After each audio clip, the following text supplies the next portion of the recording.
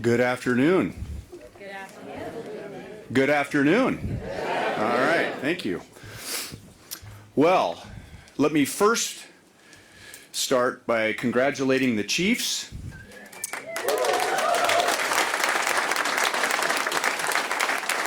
And continuing their remarkable run. It's been a remarkable decade for the teams here at the sports complex. I was just thinking that over the last 10 years, a team at this complex has either been in the World Series or the Super Bowl in 6 of the last 10 years. Very impressive. So,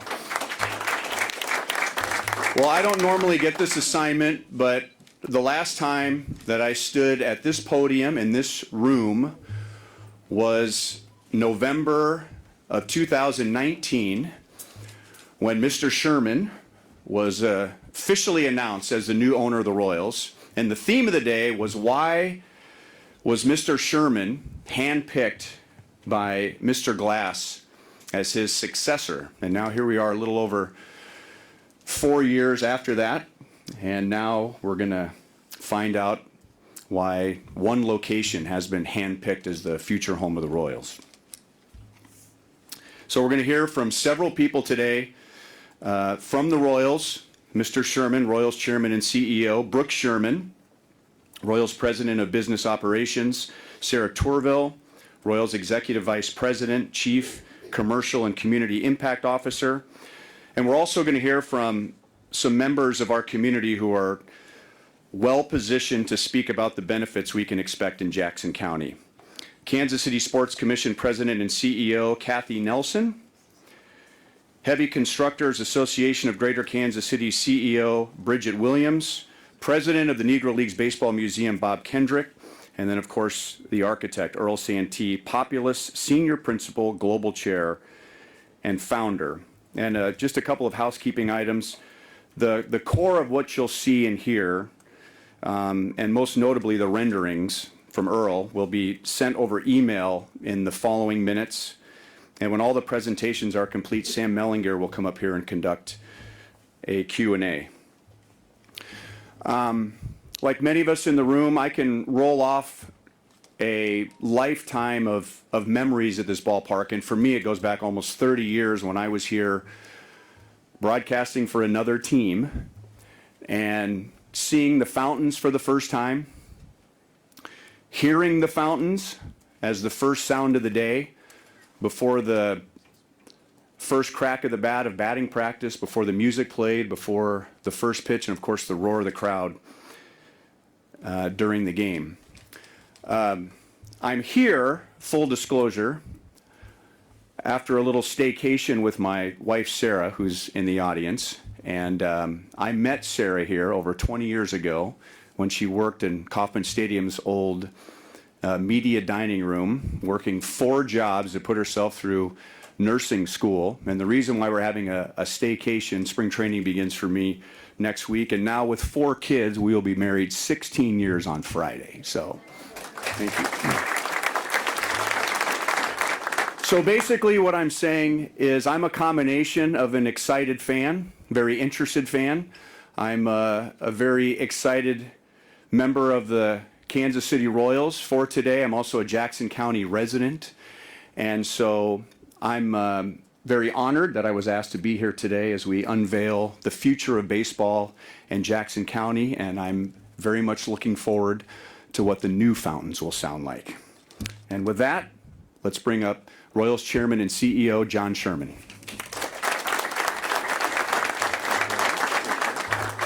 Thank you, Ryan, and thanks everybody for being here today.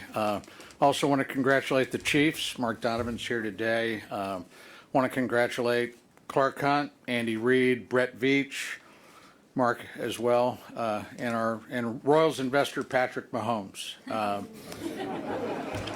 I know his day job is keeping him. He's more well known for his day job, but we appreciate him. I thought the way that the Chiefs won this championship and the way they performed this year was truly inspirational. Dealing with adversity in the regular season, going on the road against great teams in the playoffs, and sealing the deal in the Super Bowl, in a tough Super Bowl, a hard-fought Super Bowl on the biggest stage. I thought this represented the best in team sports. The resilience and grit of this year's team truly stood out, and it's a great example for all of us. The Chiefs' recent success adds to what is a unique time in Kansas City. Our city, our metropolitan area has great momentum. We're in a golden era of sports in Kansas City, but it certainly goes beyond sports. The accomplishments are well documented. I won't mention them all here, but starting with a new airport and the recent announcement of 6 World Cup matches at Arrowhead, including a major quarterfinal in the knockout round, have all added to our momentum and enhanced the Kansas City brand. Thank you, Kathy Nelson.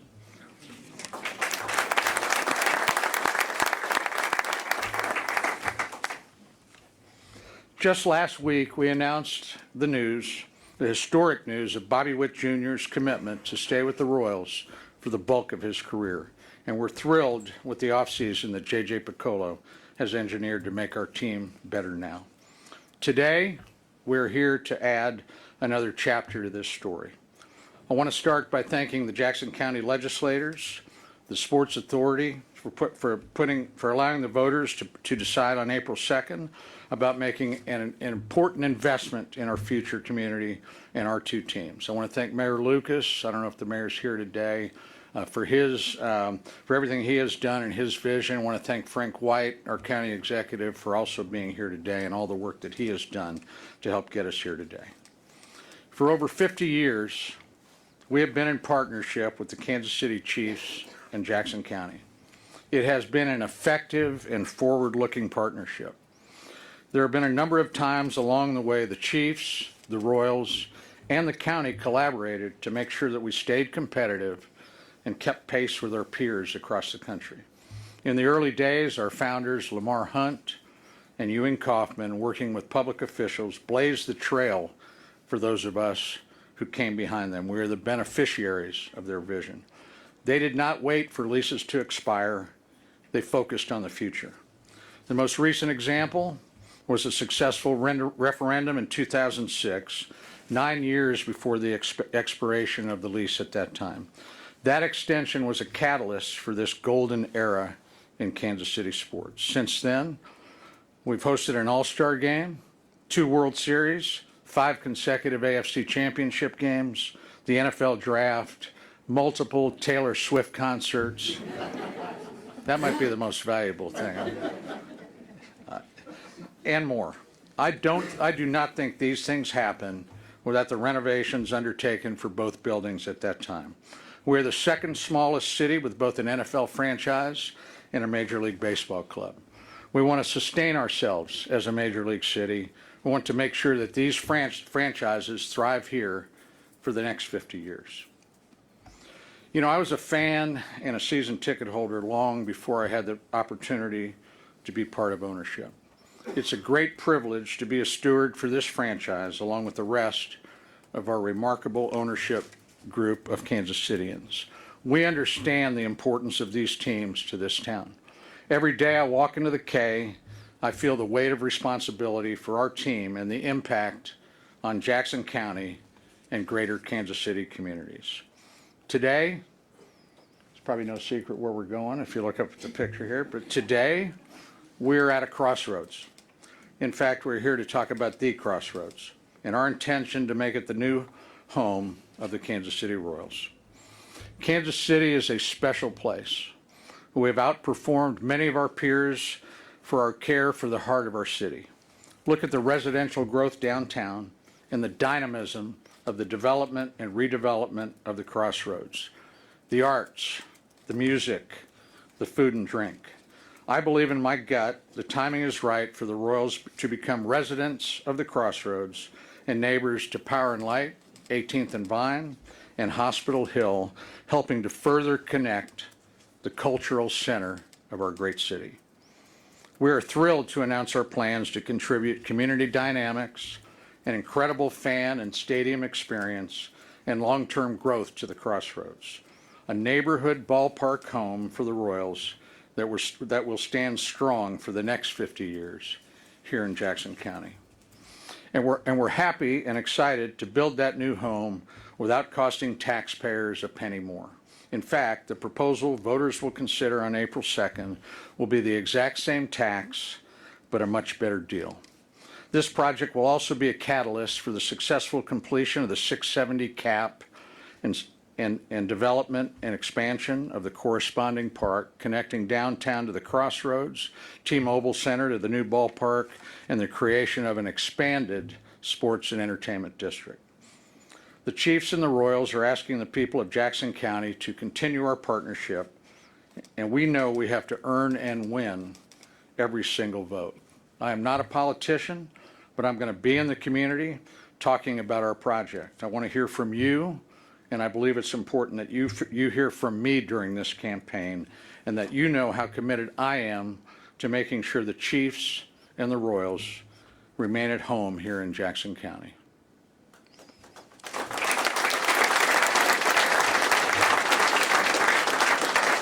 Maybe I should end it at that, but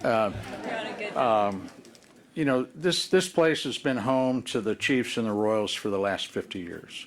We've shared Super Bowls and World Series wins, and you, our fans, our businesses, and our neighbors have stayed committed to this partnership through thick and thin. I am so grateful for the times that the fans have cheered their hearts out for us and stayed loyal. If we have one goal, it is to make you, Kansas City, proud of us, both on the field and out in the community, and that's what we will do in our new home for the next 50 years. With that, you know, one of the other great things about Kansas City is that it is literally a global center for not just sports art, but engineering, design, and architecture in general. And in sports architecture, it's really, I think, I consider it the global capital. And here, so it's a thrill to be able to do this in Kansas City. It's a thrill to be working with A-team home team, and Populous in particular is a world leader in building these buildings around the world. And I think particularly as it relates to ballparks and neighborhood ballparks, which he's going to talk about here in a minute, I think they're the industry leader. Thank you.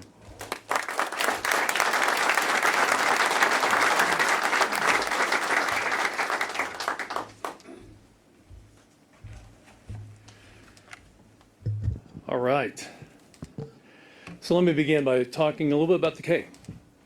So for us, and my background's, I've been working at the K since the early 1990s. We've renovated, we've maintained it, we've sustained it. But renovating the K going forward is just not feasible. It's not realistic. And since 2007, we had an independent structural engineer come in and take a look at the K, and they identify the initial phase that we call ASR. This has been out in the public, it's been in the media. It just happens to be what it is. It causes the concrete to fail at some point. Now, all that means is that in 40 years it may fail, but it's going to fail at some point. So the ability to maintain the current structure is not really feasible. And so since 2009 and beyond, and it's really the way that the industry has changed, is that the expectations and the need from our fan base, our communities has changed greatly.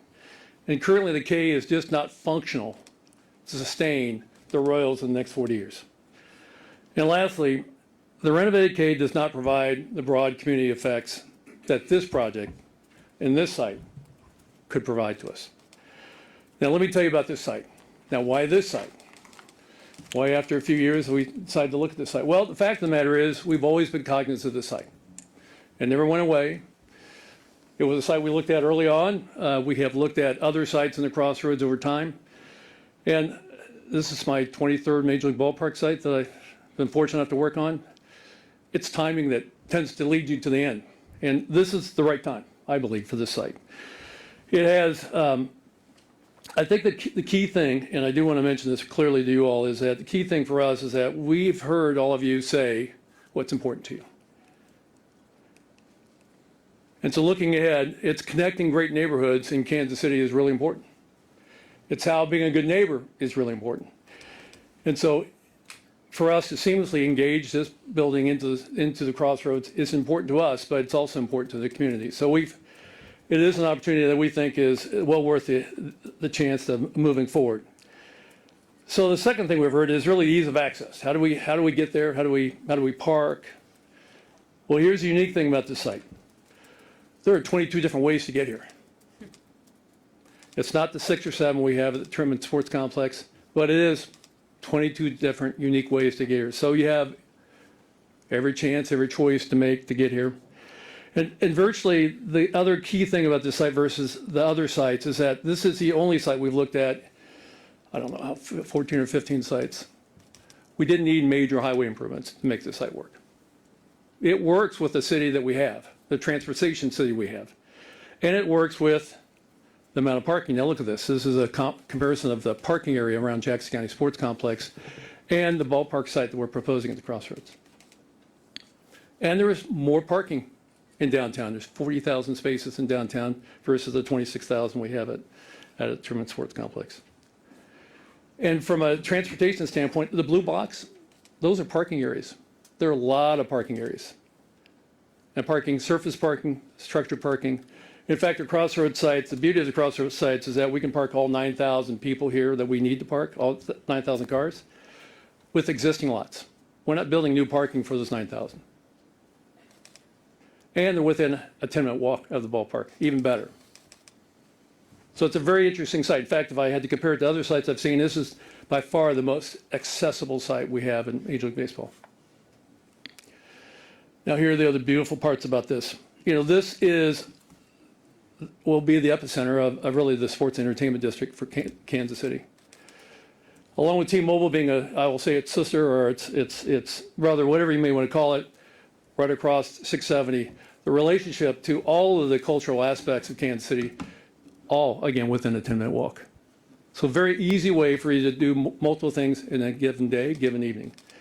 And so between the Kaufman Arts Center, T-Mobile Arena, even Municipal Auditorium, Power and Light District, all the other kind of functional event, entertainment, sports activities that happen, the Convention Center, all that happens within a 10-minute walk. It's just amazing. In fact, I would say this is the most unique site and the most dense sports entertainment site we have in America today. Now let me move forward with really what else makes this site great. Its potential relationship to what we've called KC's next great park. The South Loop Cap is an important part of this. In fact, I would say it not only put it over the top, it added to the overall idea of what this park could be. So it's really the idea of creating a ballpark that's part of the neighborhood, part of the community, but also that's a park within a park that feels like it belongs, has belonged forever. So it's a great opportunity. And it's in the cultural heart of the city. So the arts, love the art, we clearly engage with the arts, music, food, all those things will be a part of this. And its connections to the city. Our vision was to connect at 18th Street, and that 18th Street would connect all the way to the Negro Leagues Museum, Urban Youth Academy, 80th and Vine, within a 10-minute walk. Sorry, it's going to be a frame for us going forward. But we do want people to walk. We want them to enjoy the city from a pedestrian viewpoint instead of a car going 50 or 60 miles an hour. And it's an important part of the city. And so we've come with a plan, a vision for how we would connect 18th Street with an improvement program that would make it literally connect and physically connect to the ballpark site. Now, just a little bit before I go on, it's a 17.3 acre site. The site is bounded by Grand Street to the west, Locust Street to the east, Truman Road to the north, and 17th Street to the south. And what are we going to refer to as the corner of? Truman and Grand. Truman and Grand. There you go. So it's a really important way to kind of capture the moment for Kansas City. It makes it unique to Kansas City. And it provides really significant developments that we've seen around the United States with MLB parks. But it's also comparable if you want to think about other comparable cities. San Diego, Denver, Pittsburgh, Minneapolis, where development in urban core cities is happening in a way that's engaging, it's uplifting, it gives identity to the city. It actually does something that I think is going to be great, and I'll show you some other images that kind of amplifies the brand of Kansas City in a way that has not been amplified in the past. Here's an image of the great park, what we call Casey's Great Park to the South Loop Cap. As a relationship to T-Mobile to the right and the ballpark to the left. And then the view of downtown and really how we're going to seamlessly weave this ballpark into the city and its neighborhood. And that, last but not least, this is the view from inside the ballpark. So it needs to feel like it's Kansas City, quintessentially Kansas City, feels like it's authentic to Kansas City. And when you're in this ballpark, when people see it on TV, they will instantly know you're in Kansas City. Thank you.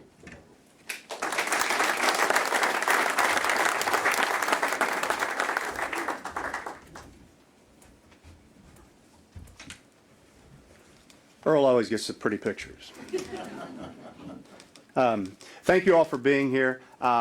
It's great to be here today, talk to you more about what will be the largest public-private partnership in the history of Jackson County and Kansas City. The total investment of over $2 billion between that new stadium for the Royals in the Crossroads and associated development along with the extension of the 670 cap.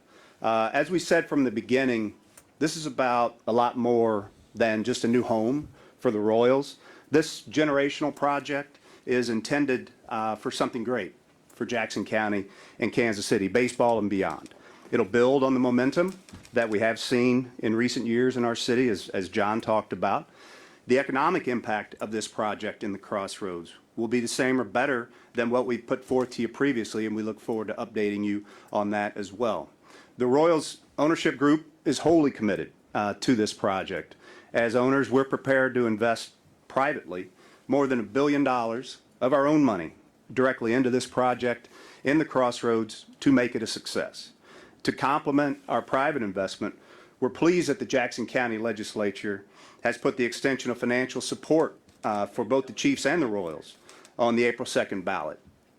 Of particular assistance to us in getting that measure on the ballot, we're appreciative of the work that was done by legislator Duron McGee and the chairman of the Jackson County Sports Complex Authority, Sean Foster, both of whom I think are out there today.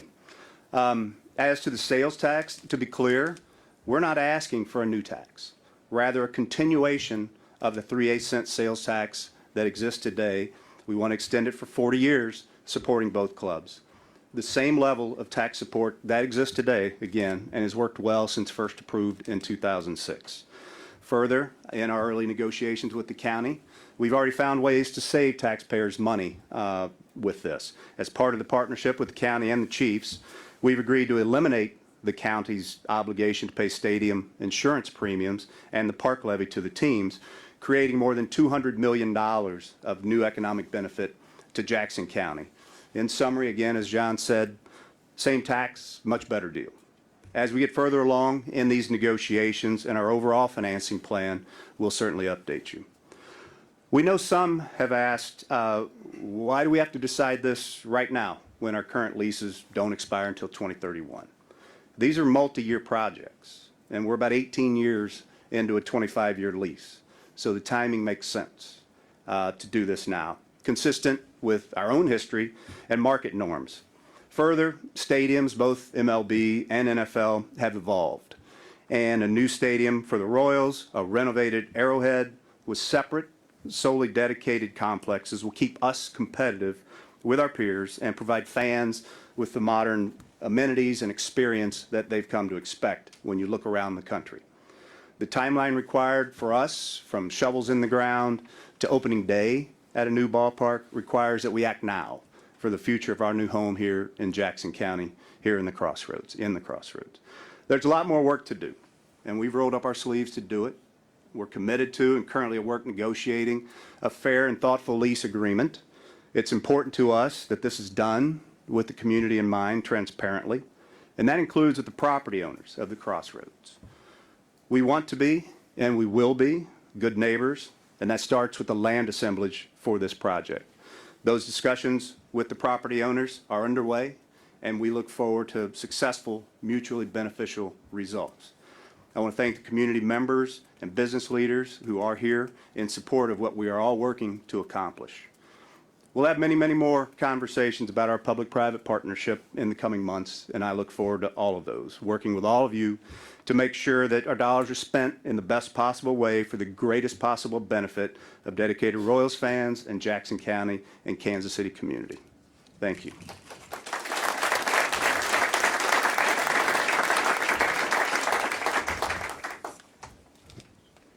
Thank you, Brooks, and thank you all so much for being here. We've engaged with many of you throughout this process, We feel extremely grateful to have so many supporters in the room today on behalf of our future and the plans we plan to embark upon. The Royals have a long history of philanthropic and community impact initiatives. That commitment to our community has fueled our team's spirit for decades. We feel an incredible responsibility to build on that history and the example that Ewing Kauffman set for the Royals when he brought the team to Kansas City. The Royals ownership group is deeply committed to continuing to be responsible stewards of Jackson County's investment in the team, as we've done for almost 50 years. The Crossroads Ballpark District will provide the community with the most benefits. While we're in the process of finalizing the full community benefits agreement, we've centered our goals around these core commitments. We will deliver a world-class neighborhood ballpark district and experience that is accessible and welcoming to all. This means a district that integrates with and elevates Kansas City's urban fabric. Incorporating local art and artists will be a priority. The district will spur inclusive growth and job creation, uplift the community, and foster a more equitable and prosperous Kansas City. That commitment includes hiring and working with minority, women, and veteran-owned businesses, and providing those businesses with support. We will complete a union labor agreement, deliver a prevailing wage agreement for workers, and provide workforce training. We will provide development programs, wraparound services, and foster community engagement and outreach with real and measurable results. The third commitment is to continue to nurture Kansas City through our team's intentional philanthropic and community impact initiatives. We're doubling down on our commitment to healthy and active lifestyles, investing in literacy programs, school scholarships, and partnerships, supporting service members, veterans, teachers, and healthcare workers. We will continue to provide job training for those with special needs, offer discounted tickets, and of course, host numerous community events. We will drive sustainable impact with responsible and forward-looking neighborhood investments. We'll implement environmental sustainability, solidify housing commitments, and make important neighborhood investments to spur economic growth, both in the Crossroads, the 18th and Vine District, and across Jackson County. This is much more than a ballpark.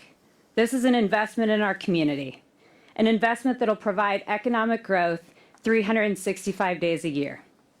The spirit of this project is about connecting Kansas City. It's about providing accessibility and transportation. This is the time to do something transformative. The plan will evolve as we continue to engage with all of you to ensure that the community will reap the greatest benefits. I can promise you, the Royals are committed to creating a lasting value in Jackson County and ensuring a legacy that extends well beyond the baseball diamond.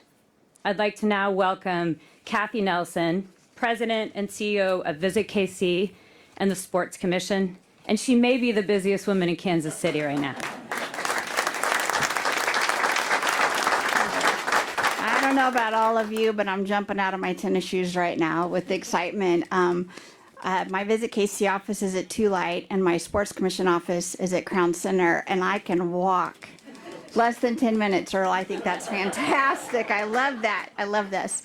So keeping the Kansas City Chiefs and the Kansas City Royals in Jackson County is essential to continuing the momentum we've seen for Kansas City sports this past year.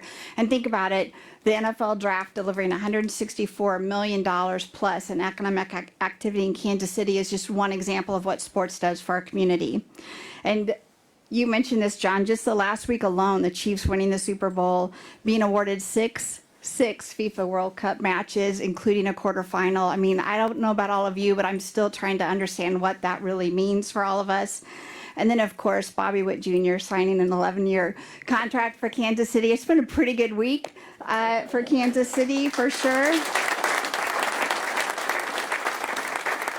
And then, of course, in just a month, we'll be hosting the first ever soccer match in a purpose-built women's soccer facility in the world. Right here.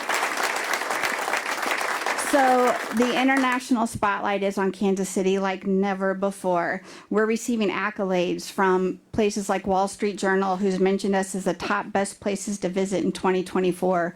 Lonely Planet's top places to visit in the world. And Travel and Leisure's 50 best places to visit. And that's just 3 examples in this past year of those international accolades we've received. And then I looked at some of those renderings and I'm thinking about what would downtown Kansas City be right now without T-Mobile Center? And all of the hundreds of events that have come our way because of that venue, and you add this across the street, does it get any better? No, I mean, this is amazing. So the momentum is now. It is our time to continue to show our Kansas City heart to the world. And we're just getting started when it comes to the impact sports can have on a community. And we know that sports events and venues can continue to bring development to our community. And it's time for all of us to show up. It's time to get out and vote. It's time to support this project, and really time to shine and show what we're all about here in Kansas City. Bridget?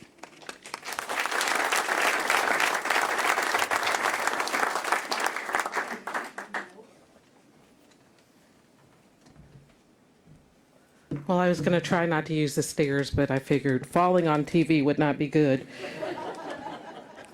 I'm Bridget Williams, CEO of the Heavy Constructors Association of Greater Kansas City. And I do first want to thank Duron McGee, Legislator McGee, for having the courage, the foresight, and the strength to write the ordinance and put it on the agenda. For that not happening, we wouldn't be here today.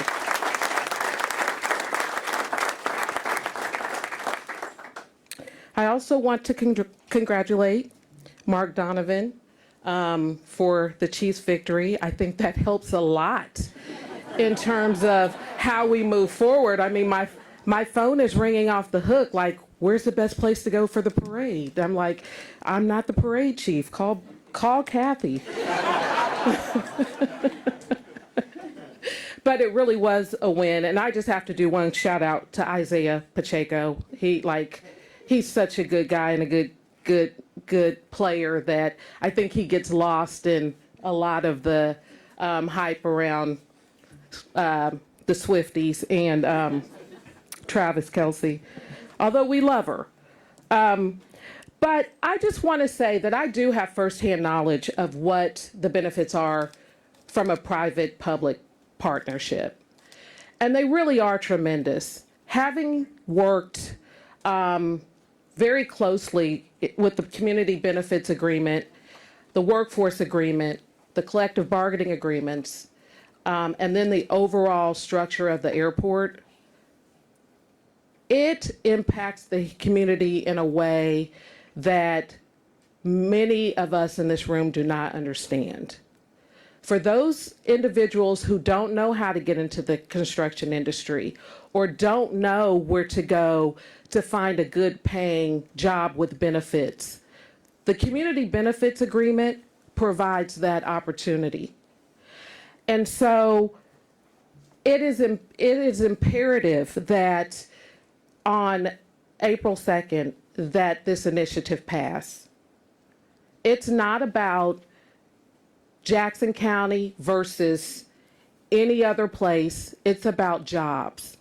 And it's about people being able to determine whether, people not having to choose whether or not they pay their light bill or their rent. These jobs matter. And these jobs are the jobs that sustain individuals to live a good quality of life. And without this initiative, without this tax extension, it's likely not going to happen. So from just a pure job perspective, it's really important for us to remember the lives that we're impacting while we're trying to move this initiative forward. We believe that the short-term jobs in terms of construction and the building of the facility and the surrounding area are incredibly important. Prevailing wage, paying prevailing wage and having those collective bargaining agreements will be critical to the maintaining of the project. But as important are the long-term jobs. And there's already a commitment to negotiate a collective bargaining agreement as well as a community benefits agreement. And so I just want you guys to keep in mind that the thousands of people just in employment that this will benefit matter. And I want to thank John for his foresight and courage to bring this to the table now. I mean, I don't know if he talks to Jesus or what happened, but the fact that this is happening at a time where we're talking about FIFA, we're talking about the Chiefs' victory, we're talking about the parade, we're talking about a new airport, we're talking about I-670, the lid, we're expanding I-70. It's a great time for a downtown baseball stadium. So with that, I just want to say thank you, and I encourage you to keep in mind the people that this really impacts.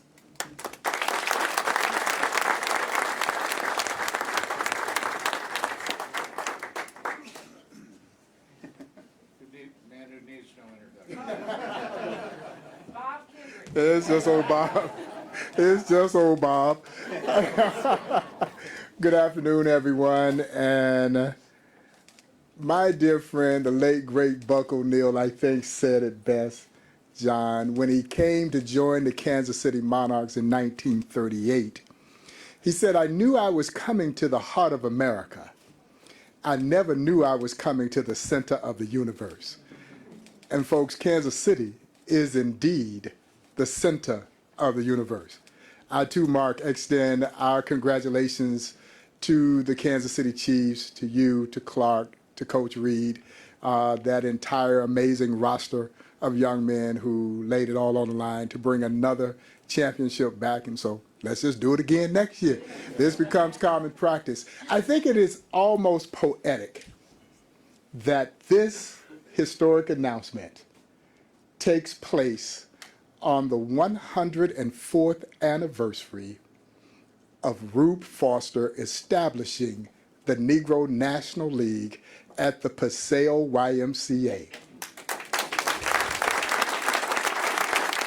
So you do kind of get the feeling that the stars are indeed aligning, and a 10-minute walk from that, well, probably not 10 minutes for me, 10 minutes for other folks. It probably will take me a little longer to get there.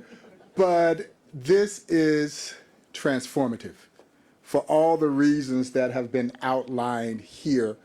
But as someone who is a steward of a story that not only changed baseball, but it changed communities in cities all across this country, we see that same transformative opportunity with this ballpark. And understanding that transformation of Kansas City's east side is good for our entire city. You see, when every portion of our city is thriving, it just makes things better. It just absolutely makes things better. It makes us more attractive for those who are coming in. It enhances the quality of life for everyone. And I think collectively that is what we should want. And for me, it is all being done in that spirit of the Negro Leagues. 104 years ago, when they were bold and daring and brave and stood there and said, "You won't let us play with you, we'll create our own." And it's that same spirit. And coincidentally, it is also the 100th anniversary of the Kansas City Monarchs starting that winning spirit that we know here in Kansas City when they won the 1924 Negro League World Series. So this city has that spirit.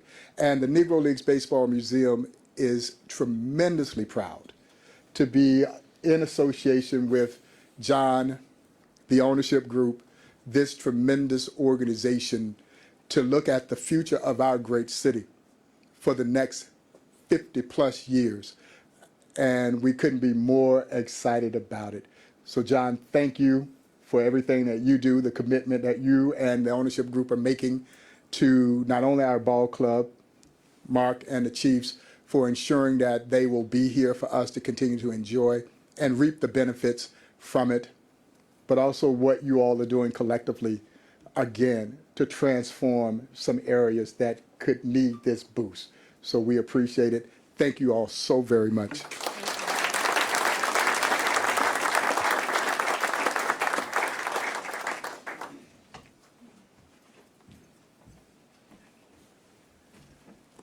Okay, here's a part for questions and answers. Couple housekeeping things. Please raise your hands. Helps me keep the trains moving, and also notably I can repeat the questions for the people watching online. So I think I saw Todd's hand first. Go ahead, buddy. Todd Lebo, Sports Radio 810. We were here in the summer and saw the renderings of East Village and North KC. I want to know why you guys have chosen this instead of East Village. This looks more complicated with land acquisition and buildings, where East Village was pretty much cleared out. What's more appealing about this project than what you guys had thought up for the East Village? So Todd's asking why this and not the East Village, right? Go ahead, John. Yeah, Todd, thanks for the question. You know, one of the things I would say is this process went a little bit longer than we had hoped. As you would expect, it allowed time for creative ideas to percolate. And I would just say that this site began to emerge. I would say, you know, a combination of some creative people, some forward thinking, the vision of the mayor and some real estate people, and then with the catalyst of the South Loop Park, the lid, and that not only the ability to, we think, raise the odds and assure its completion, but to expand it east to Locust, and just, I think what we've talked about, Todd, just the creation of this sports and entertainment district, you know, walking out of T-Mobile across the park to the ballpark and vice versa. I know I'm biased here, but I think between what the Chiefs can do out here with an expanded tailgate experience and what we'll do down there, collectively, we'll have some of the best pregame and postgame experiences for our fans in all of sports. But this particular site, I'm looking at it here, really kind of captured that for all of us. All right, the other Todd. This is for John and Brooks. Brooks, you mentioned conversations underway with businesses in the crossroads. Can you expand on that? Are those still in the preliminary stages, or have you guys had in-depth conversations with some of those, especially some of the neighborhood establishments that are beloved in that community? Yeah, Todd's asking about conversations with the business owners in the crossroads. Brooks. Sure.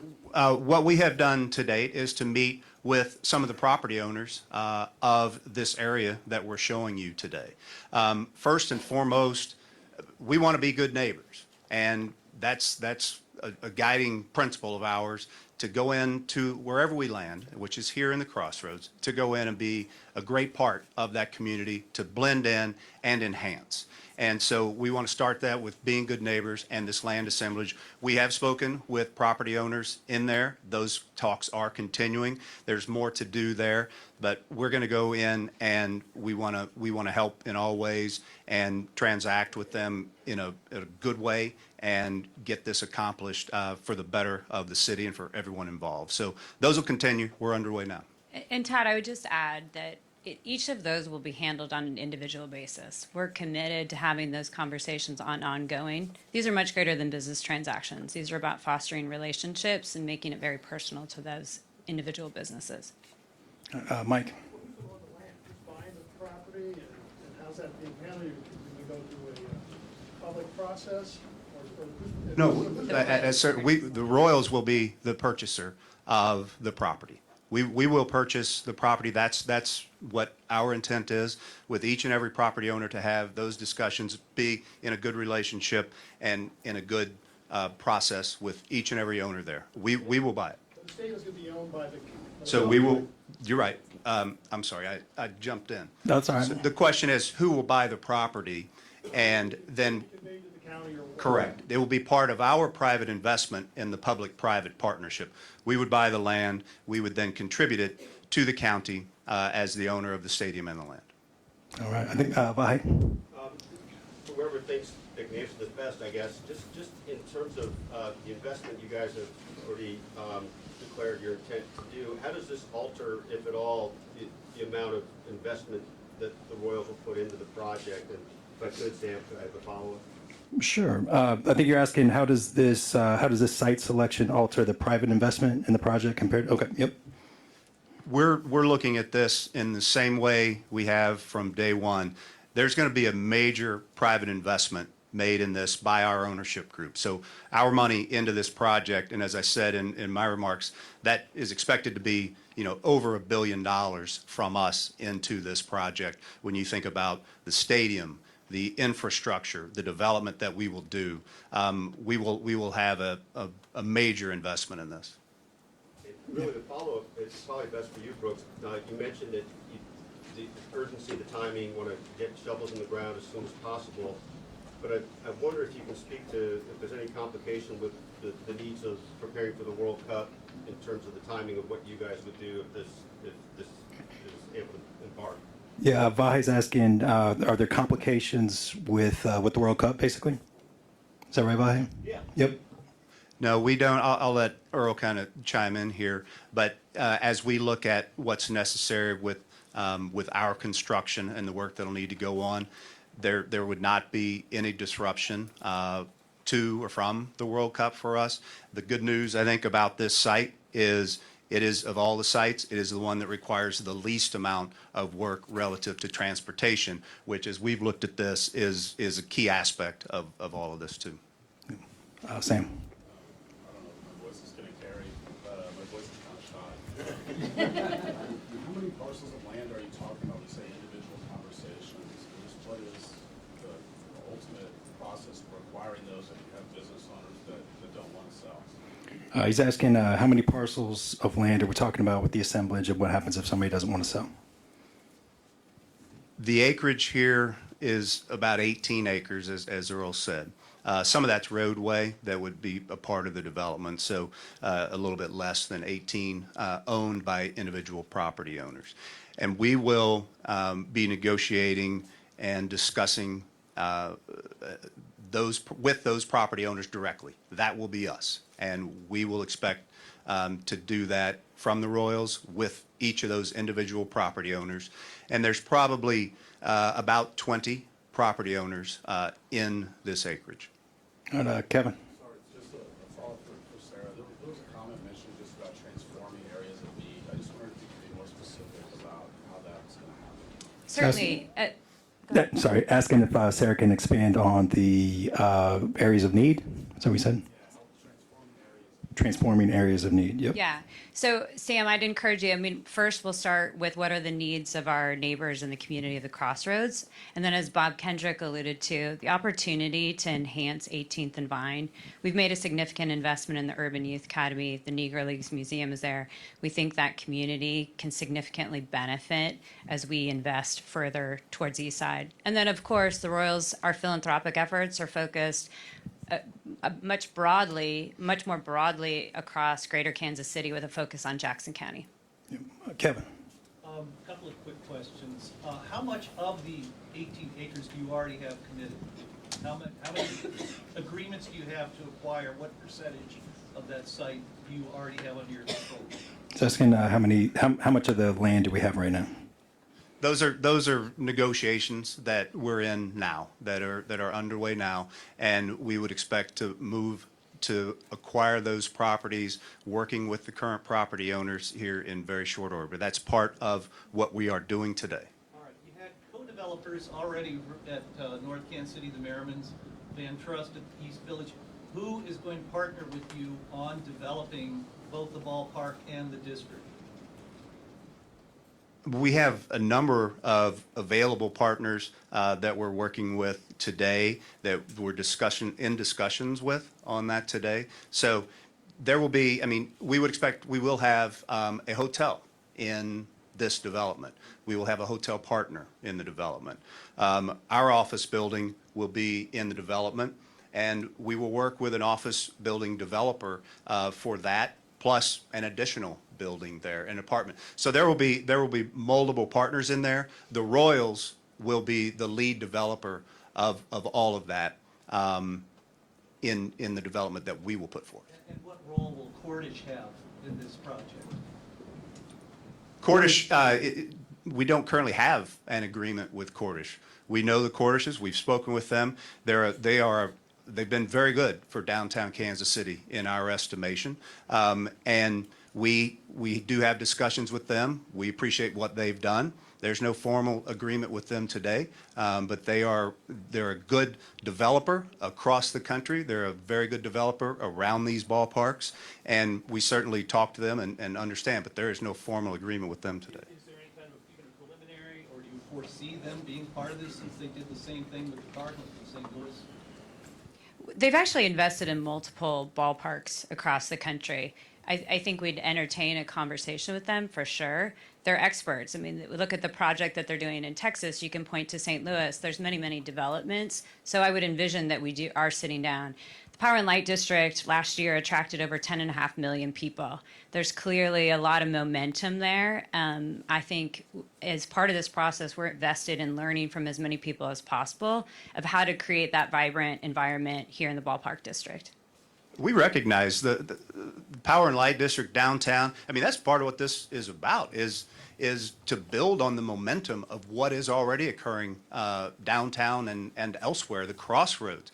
We look to enhance all of that. So the Cordish development, the Power and Light, they will benefit from us. I mean, we welcome conversations with them. We will learn from them, and perhaps they learn from us, but they've done this a number of times.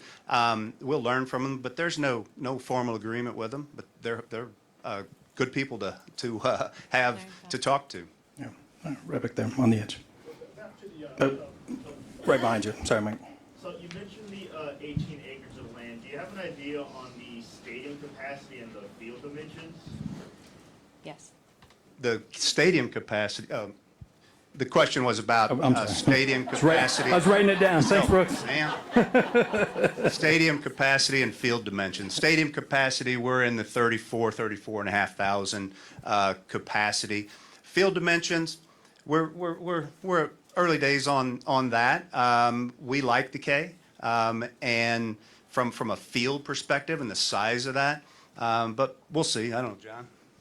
On the field dimensions, those are still, I think early discussions. I think if you think about this ballpark, this is a pitcher's ballpark. It's a big ballpark, and we built our team with speed and athleticism and pitching, and we kind of like that type of a ball club. And you think about a small market, but we're still, it's interesting. It's easier to recruit.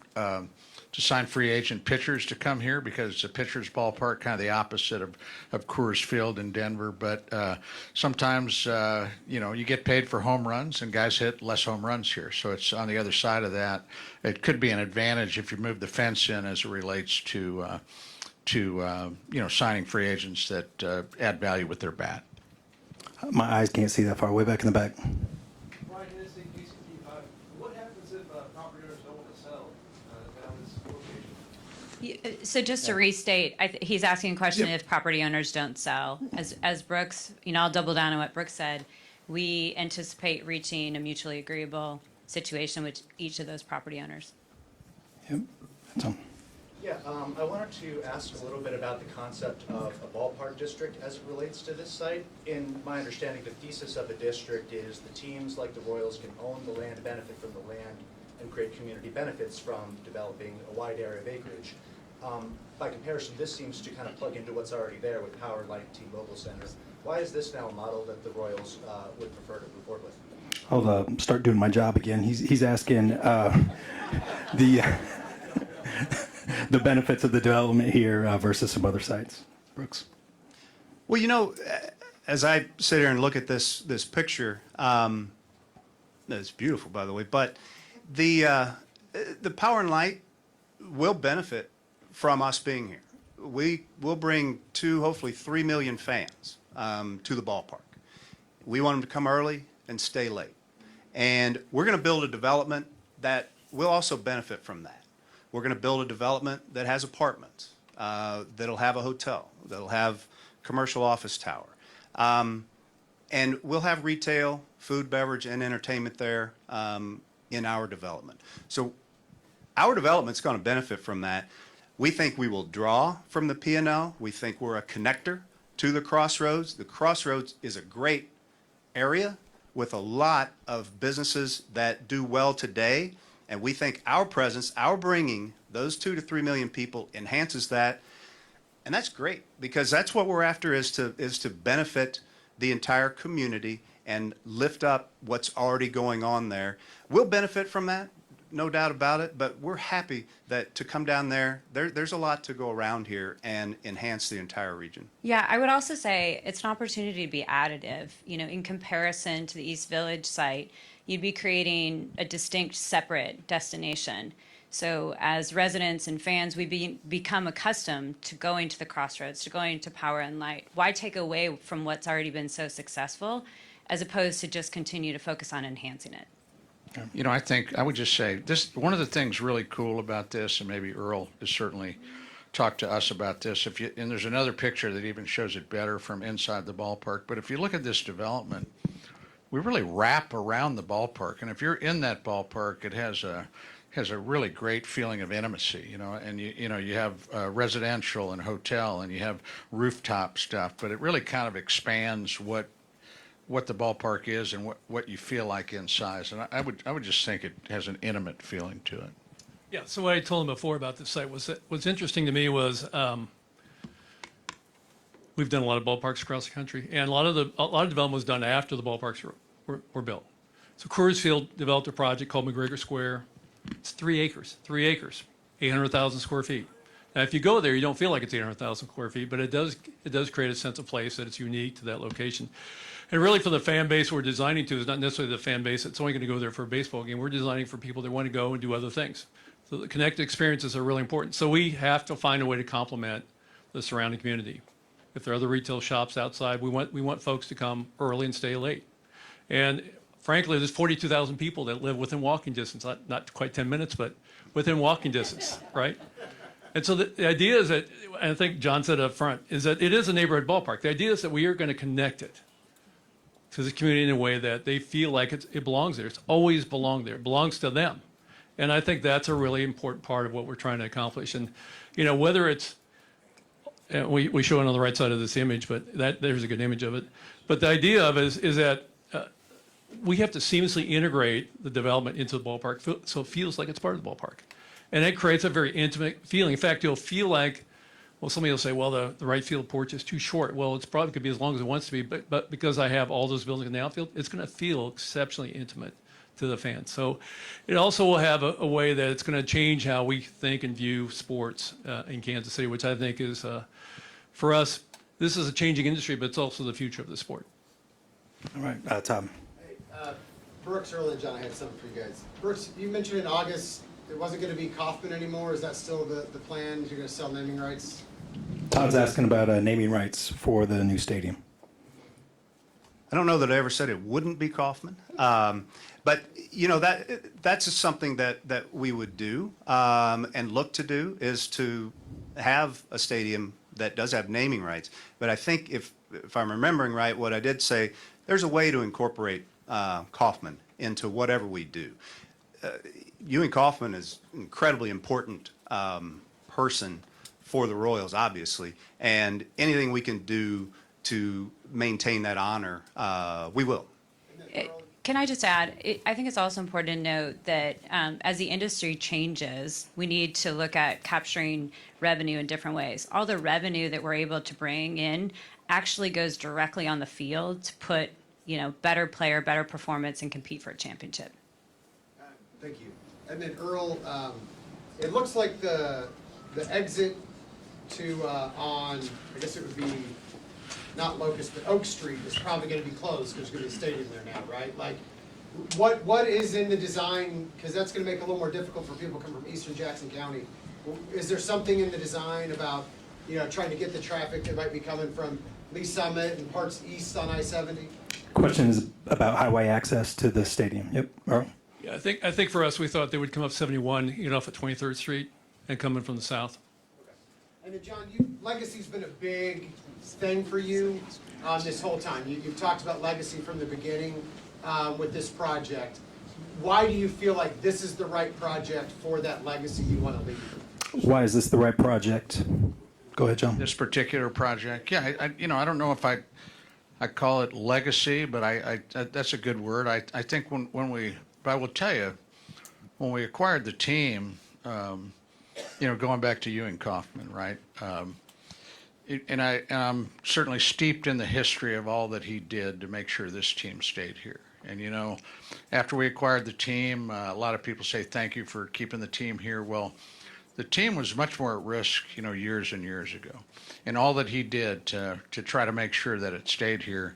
And so, and David Glass actually had I think he had a financial penalty if he ever tried to move it, right? And that eventually wound down, and he didn't have that when we acquired the team from him. But when he made that call to me in 2019 and gave us exclusive rights to buy this team without auctioning the team, that was in the spirit of Ewing Kauffman, right? So when I think about our first objective is to win baseball game. That's the core business, right? Excite our fans and do great things in the community. But the most important thing, and our investor group felt like this would be the most important thing we do, and that was to secure the future in Kansas City and make sure this team, and in this case, make sure both these storied franchises stay here for a long time.